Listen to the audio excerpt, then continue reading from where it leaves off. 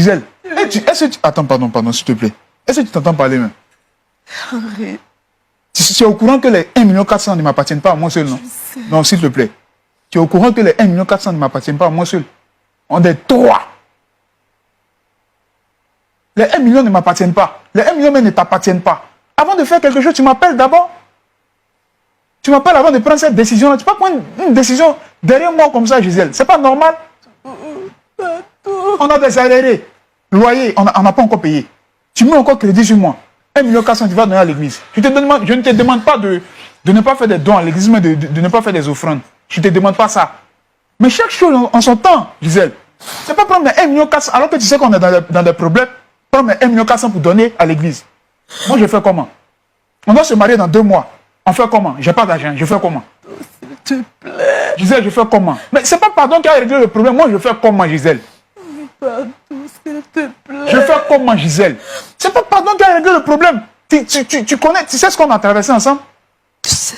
Tu sais ce qu'on a traversé ensemble? Si aujourd'hui, on doit se marier dans 2 mois, il y a longtemps on devait se marier, on a eu des problèmes, il n'y a pas l'argent. C'est parce qu'il n'y a pas l'argent. Jusqu'à présent, on ne s'est pas marié. Aujourd'hui, on a eu un peu, Dieu nous a fait grâce. On va utiliser un peu de temps pour se marier. Tu vas donner à l'église. Je ne te dis pas de ne pas donner de l'argent à l'église, de ne pas faire des offrandes. Mais tu exagères à la fin. Tu vas prendre 1,4 million pour donner à quelqu'un. Ça ne m'appartient pas à moi seul. Et je dis quoi aux autres? Je dis quoi aux autres? Dis-moi. Je dis quoi aux autres? Bon, le mariage, tu oublies. Henri, s'il te plaît. Henri, tu ne vas pas me faire ça, pardon, s'il te plaît. Henri, regarde à cause le mariage, tu oublies le mariage. S'il te plaît, Henri. Henri, tu ne vas pas foutre 4 ans d'année. Je ne peux pas, sinon. Henri, s'il te plaît. Madame, mon mari va m'échapper. Gisèle, regarde mon accoutrement, ça te dit rien. Henri, Gisèle, regarde comment je suis habillé. Mon pantalon, tu connais ça, non? Ah, ma soeur. Regarde mon accoutrement, Gisèle, toi, il faut regarder comment je suis vêtu. Est-ce que c'est normal? Non, pardon, toi, tu n'es pas. Faut pas te mêler de ça, s'il te plaît, tu n'es au courant de rien. Appelle-moi. Le mariage, tu oublies ça, franchement, parce que moi, je ne sais pas, en fait. Je ne peux pas supporter ça. Si déjà là, tu te comportes comme ça, là, on devient quoi? Permettez-moi de sortir, s'il vous plaît, parce que ça m'énerve même. Permettez-moi de sortir. On est sur un plateau, je ne veux pas être bizarre, impoli. C'est pourquoi je suis encore assis. Hein. Franchement, je ne supporte pas. C'est la vérité.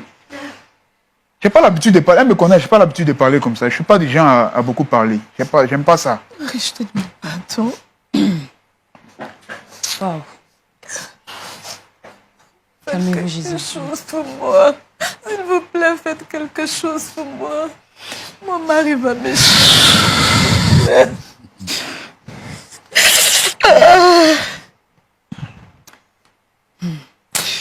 C'est fort. Alors, Henri, on va se calmer et puis on va laisser également... avant votre arrivée, je parlais de la famille à votre fiancé. Je disais qu'ici, nous formions une famille. Donc, c'est-à-dire que juste à côté, on a aussi des frères et des sœurs qui sont forcément touchés par cette situation. Je pense qu'ils ont aussi certainement une opinion à donner sur votre situation. Vous n'allez pas sortir d'ici. On va sortir tous ensemble. D'accord? Franchement, moi, ce que vous dites là, je ne suis pas d'accord avec. Moi, je ne suis pas à sortir parce que je vous comprends. Je dis quoi à mes amis? En fait, je dis quoi? Ceux qui travaillent avec moi, je leur dis quoi? Par rapport à ça, je leur dis quoi? Je leur dis quoi? C'est ça le problème. Moi, je n'ai pas les moyens. Regardez comment je suis habillé. Je n'ai pas de moyens. Moi, je n'ai pas les moyens. Je ne suis qu'un simple peintre. Je fais quoi? Tu as choisi de m'épouser. Au moins, réfléchis un peu. Voilà, regarde un peu la situation dans laquelle on vit. Tu n'as pas dilapidé. Ça veut dire que tu n'as pas donné l'argent. Je n'ai pas dit que donner l'argent à Dieu, c'est dilapider. Mais là, tu n'as pas réagi à la sagesse. Nous tous, on a la foi. Moi, je suis chrétien. Je suis aussi chrétien. Non, mais c'est pas normal. On ne peut pas vivre avec ça. Là. Ça, c'est pas normal. Regarde comment elle commence. Tout ce qu'on a vécu là, ça ne lui dit rien. Ça ne lui dit absolument rien. Les frères et sœurs, je libère la parole, je vous la donne. Quelqu'un a-t-il envie de s'exprimer sur... Pasteur Jean-Yves. Oui, Claudia. Voilà, on a affaire à une autre affaire familiale. Hein. Oui, justement. Voilà, sur le plateau. Et vous aimez beaucoup les affaires familiales. Pour bien comprendre la situation, je voudrais poser une question à Gisèle. Parce que je peux appeler ça un jeu de mots. J'ai entendu fiancé, j'ai entendu mari. Alors, pourquoi elle dit ça? Elle dort déjà avec lui ou bien c'est quoi? Non, pas du tout. Ils sont toujours fiancés, mais elle le considère déjà comme son mari. Voilà. En fait, c'est cela. Quand on ne connaît pas sa position, on fait n'importe quoi. Parce qu'elle se considère déjà comme épouse. Mais le temps des fiançailles, être fiancé ne signifie pas qu'on est marié. Parce qu'on peut se séparer. Si on trouve que le comportement de l'un ou de l'autre ne convient pas, si on trouve également que ce n'est pas la volonté de Dieu, on peut se séparer. Mais comme elle pense que c'est son mari, donc elle dispose de ses biens. Moi, ce que je veux dire, c'est que aujourd'hui, il y a tellement de mélanges, de syncrétisme. L'Église est en train de perdre ses valeurs. La Bible dit que, par manque de connaissance, mon peuple périt. Je pense que Gisèle n'a pas une connaissance de la parole de Dieu. Ça, c'est la première chose que je constate. La deuxième chose, c'est qu'elle-même n'a pas de caractère. Une amie vient, accompagne-moi dans mon église. Elle s'en va. Et l'argent qu'on est venu lui donner là, elle prend ça sur elle. Elle se promène avec 1 400 000 francs dans son porte-monnaie. On peut l'agresser pour lui prendre l'argent. L'argent, quand on a ça, et que c'est un peu beaucoup, on met sur un compte pour garder. C'est quelle histoire de se promener à l'argent? Bon, parce que comme elle explique, c'est qu'elle n'est pas partie à l'église dans l'idée de donner l'argent. Elle dit qu'elle est là-bas, et puis le pasteur a commencé à parler sur les prémices. Son cœur a été tellement touché qu'elle a pris l'argent et elle a donné. Bon. Ce qui ne t'appartient pas là, ça ne t'appartient pas. Henri là, ce n'est pas ton mari. Donc ce qui lui appartient là, ça ne t'appartient pas. Il faut attendre, quand vous allez vous marier, on va vous demander, vous marier sur quel régime pour que tu considères ces biens comme étant tes biens. C'est un ouvrier. Lui, il est considéré un peu comme le chef de son groupe. Donc c'est pour ça qu'on lui verse l'argent. Et ça aussi, c'est un abus de confiance. C'est-à-dire que quelqu'un te fait confiance. Il dit, bon, mon argent vient. Il faut prendre, tu vas garder. Si je viens, tu vas me donner. Toi, tu prends, tu t'en vas dans, on ne sait pas quoi, dans les églises boutiques là. Tu t'en vas là-bas pour déposer l'argent. Et tu viens pleurer. Quand on fait un don à l'Éternel, on reçoit la bénédiction en retour. Donc, ça ne fait pas pleurer. Au contraire, on constate les bienfaits de Dieu dans notre vie et la prospérité dans nos affaires. Tu n'as aucune affaire, tu n'as aucune activité. Il se débrouille. Toi-même, là, tu es là, tu ne fais rien. Tu ne te débrouilles même pas. Tu ne peux pas vendre galettes. Tu ne peux pas vendre orange. Tu ne te débrouilles pas. Quelqu'un, ça va souffrir, il vient, tu prends son argent, tu t'en as déposé à l'église. Et puis, pasteur même que tu ne connais pas, église même que tu ne connais pas, pour une simple invitation, tu t'en as déposé. Vraiment, c'est déplorable. Pour les chrétiens papillons, là. C'est déplorable. Vous vous promenez dans les églises, vous faites n'importe quoi. Vous venez pleurer ici après. Moi, je pense que c'est un problème de caractère. Et le jeune est en train de dire, on n'est pas encore marié, regarde ce que tu fais. Et quand on va se marier, ce genre de femme-là, je veux m'adresser aux jeunes filles.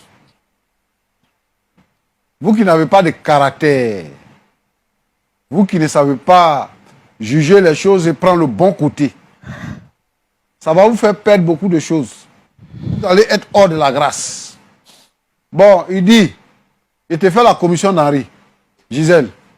Henri dit, bon, où il est là, il n'a pas de solution.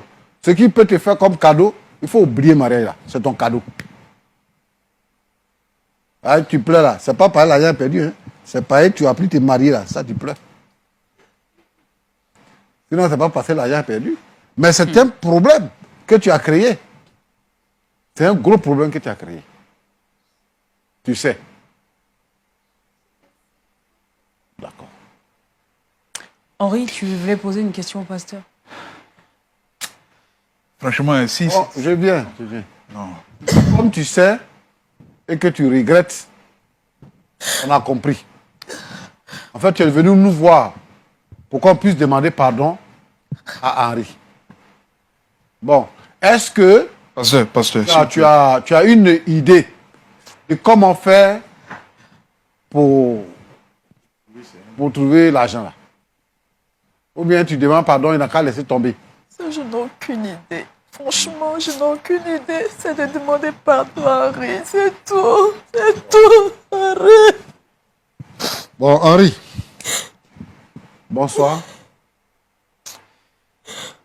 Bon, comment tu vas?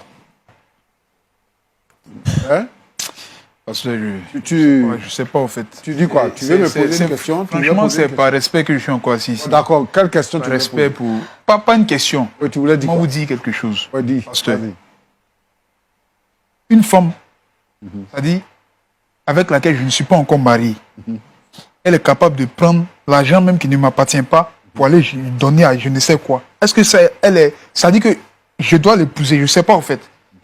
Parce que si elle a commencé là, c'est que devant là, peut-être que c'est ma maison, elle va vendre, il ne sait pas en fait. Il ne sait pas en fait. L'argent qui ne t'appartient pas, il faut prendre la peine au moins de m'appeler pour me demander, je vais faire ça, ça ne t'appartient pas. Ça ne t'appartient pas. Moi-même, ça ne m'appartient pas. J'ai seulement une part dedans.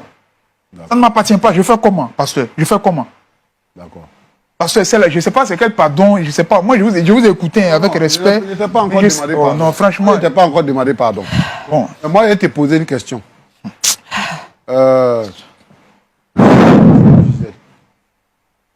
Pasteur, si je suis ici jusqu'à présent, on est encore ensemble en tant que fiancé, là, c'est que je l'aime.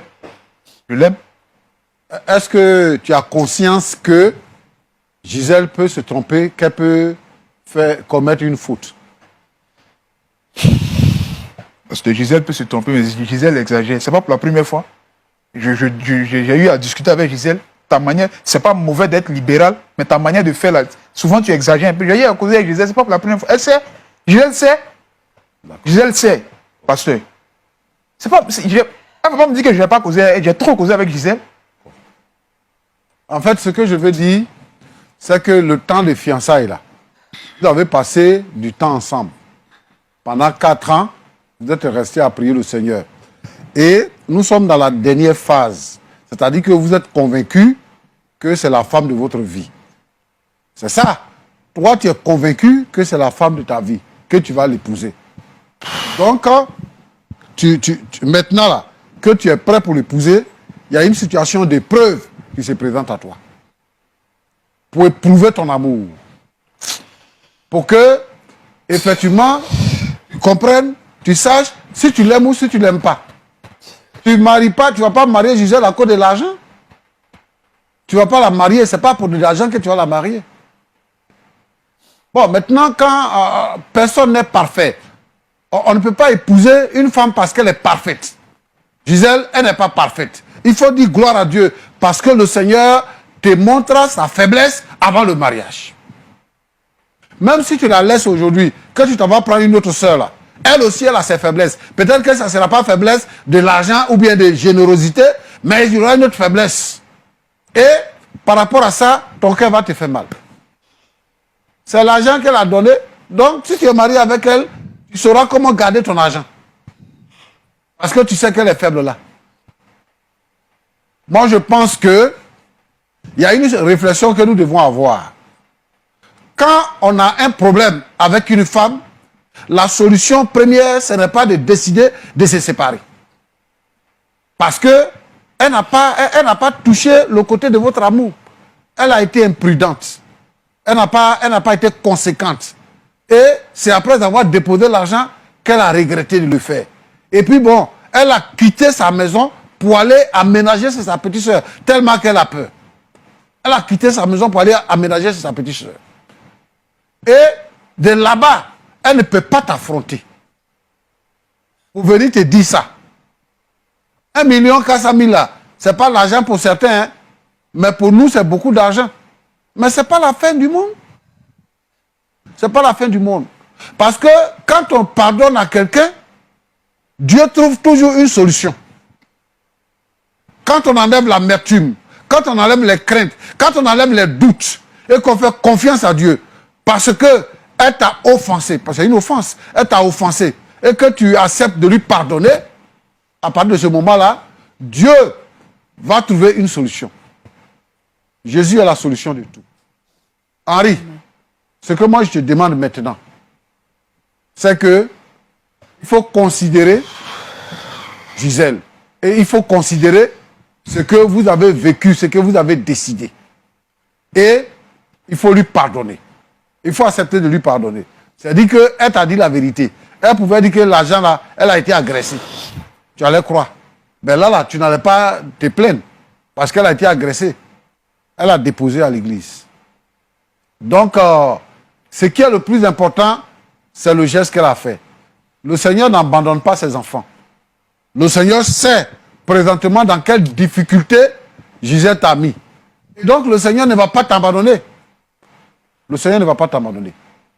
Donc, moi, je te demande pardon maintenant.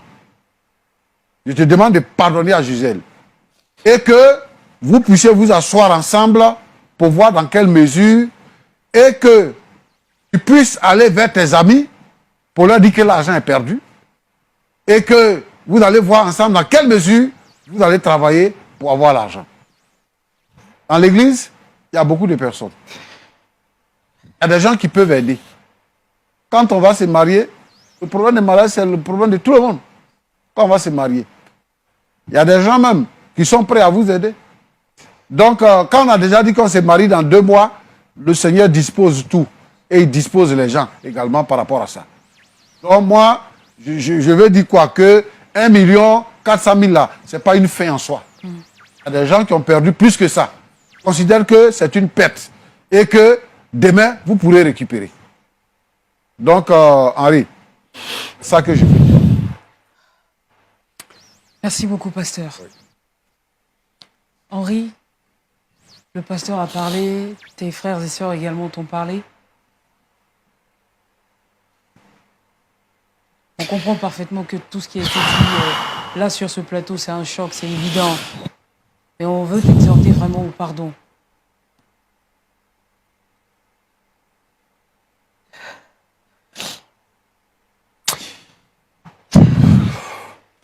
Tu veux nous dire quelque chose par rapport à tout cela?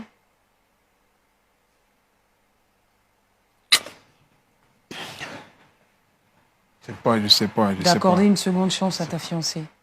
C'est pas. Et de considérer que si elle l'a fait, ce n'était pas dans l'intention première de te faire du mal. Elle a avant tout pensé à vous deux. Elle s'est dit dans son esprit, il faut que je dise merci au Seigneur parce qu'il nous a sortis de la situation difficile dans laquelle on se trouvait par ce marché qu'il nous a donné.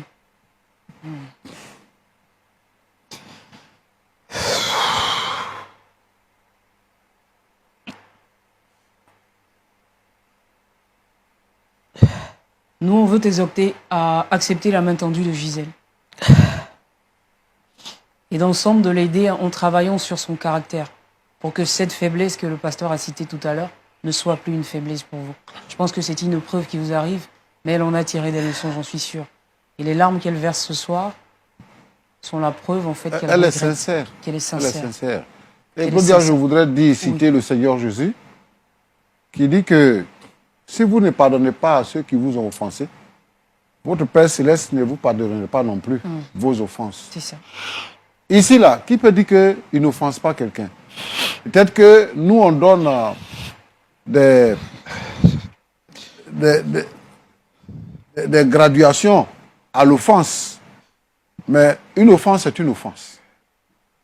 Donc, moi, je voudrais vraiment que, comme Henri est un frère en Christ, je veux qu'il pense au Seigneur, qu'il pense à la vie qui est devant lui et qu'il pardonne à Gisèle, qu'il laisse tout tomber. Voilà. Voilà, qu'il laisse tout tomber Et puis, on va voir après ce qui peut suivre. D'accord. Henri, en tout cas, avant de quitter ce plateau aujourd'hui, il faut que tu essaies quand même de nous rassurer un tout petit peu. Elle va même plus passer où à ton agent là, si elle sort de ce plateau. Hein, Henri? Dis quelque chose à ta fiancée, elle est...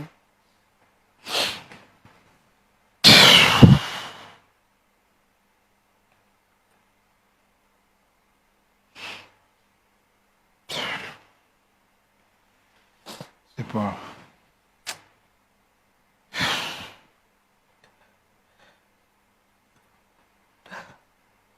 Je peux pas prendre du temps pour réfléchir à ça, je sais pas. Je sais pas. Pasteur qui dit qu'il doit prendre du temps pour réfléchir, on peut le comprendre Parce que aussi. je- Hein. On peut quand même le comprendre. Je pense que suis- ça part aussi d'une Non, démarche sincère. en fait, je comprends. Mais ce que je veux dire, c'est que réfléchir là, c'est quoi? Parce qu'on peut décider. Quand on dit qu'on va réfléchir, c'est pourquoi? Actuellement, quand il s'exprime, il dit l'argent là, c'est pas pour moi seul. On est trois là-dessus. Donc je comprends ses craintes. Mais nous pensons aussi que Dieu peut faire une action par rapport à cette situation. Et donc nous pensons, pour que Dieu le fasse, il dit si deux s'accordent, c'est-à-dire que le fait de se mettre d'accord. Et pour qu'on se mette d'accord, il faut qu'on soit capable de pardonner. S'il a pardonné, qu'on se mette d'accord, le reste là, le Seigneur va régler ça. C'est ça. Voilà. C'est-à-dire que qui pardonne à Gisèle, voilà. S'il a pardonné, il a accepté, on ne sait pas ce que le Seigneur peut faire. C'est clair. Mais s'il retient la faute et que, bon, ça veut dire qu'il est capable de régler lui-même ses propres problèmes et qu'il met Dieu à l'écart. Moi, c'est ce que je veux dire. Je pense qu'il ne va pas mettre Dieu à l'écart. Henri, tu ne vas pas mettre Dieu à l'écart parce que toi, tu te ranges du côté du Seigneur. Et tu nous l'as dit sur ce plateau que tu es chrétien. Et donc, tu as des valeurs de personne chrétienne née de nouveau.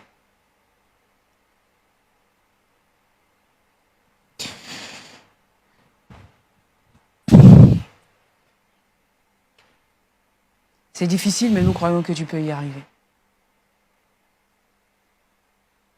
Il faut libérer ton cœur.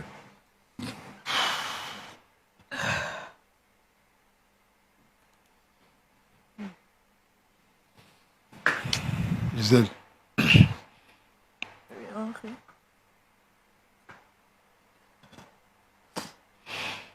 bon, comme le pasteur l'a dit, je suis chrétien. Et puis, je pense que c'est en quelque sorte, en tant que chrétien, c'est en quelque sorte une obligation pour moi de te pardonner. Mais en même temps, il ne faudrait pas que je te pardonne avec des réserves. Donc, devant Dieu, je ne sais pas faire les choses à peu près. Voilà, la raison pour laquelle depuis j'hésite, parce que je ne sais pas faire les choses à peu près. Si je te dis que je suis pas, si je te dis que je suis heureux, je sais que je mens, franchement. Mais par la force que Dieu me donne, moi je te pardonne. Pardonne. Merci beaucoup, Henri. Merci. Nous aussi, nous te croyons. Voilà. Que tu fais les choses à 100%, tu t'investis totalement. Ça, on le sait. Si tu as pu attendre 4 années, c'est parce que forcément, tu veux offrir quelque chose de bon et de bien à ta fiancée. Merci pour ce pardon que tu as donné, même s'il était timide. Et on le saisit quand même. Pasteur, on est content de ce que ça s'est terminé de cette façon. Et on va prier et laisser le